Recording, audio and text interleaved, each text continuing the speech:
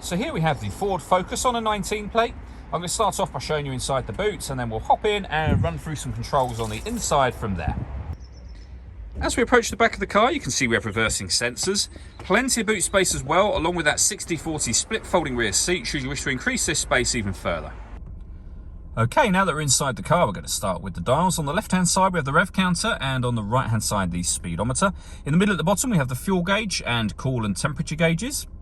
And then above that, you can see the main trip computer section, which includes the total miles for the car. They are 6,743.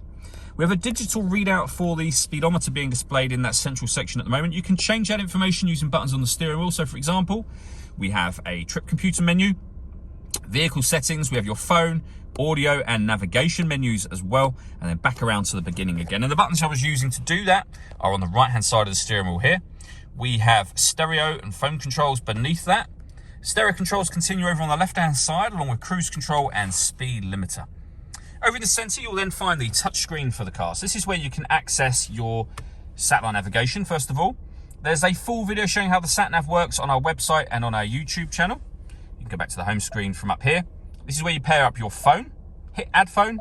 Search for your vehicle on your device and select it once it is found. And follow the instructions on screen from there.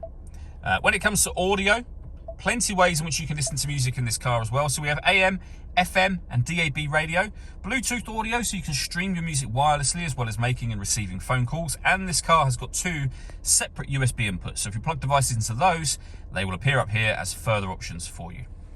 Working our way down with the main volume for the stereo, and underneath that we have the dual zone climate control. So to turn the system on, just adjust the fan speed. You can adjust it up and down however you wish, but as long as it's on at least a minimum of 1, then the system will be turned on as well. You can adjust the driver and passenger temperature independently of one another. You can determine where you'd like the air to be distributed, as well as adjusting the fan speed, of course, and then hit this button to turn your air conditioning on and back off again. Or hit auto. The car will now maintain those temperatures by taking full control of the fan speed and the direction of the air. Any manual adjustment will override auto straight away again. We have a heated driver's seat and heated passenger seat, both with 3 different heat settings each. USB input and 12-volt charging socket. We have a 6-speed manual gearbox, next to which we'll have these 3 buttons here. So you can turn the stop and start off. This car is designed to cut out when it's stationary in traffic to save you fuel. That system is off now. You can turn the traction control on and off from here. And you can change the driving setup of the car. So you can, every push of this button, you'll be able to put the car into normal, eco or sport modes. All that leaves me to say is thank you for taking the time to watch this video. If you'd like to come and see the car in person and have a test drive, please feel free to call any of our MJA sites. We'd love to hear from you soon.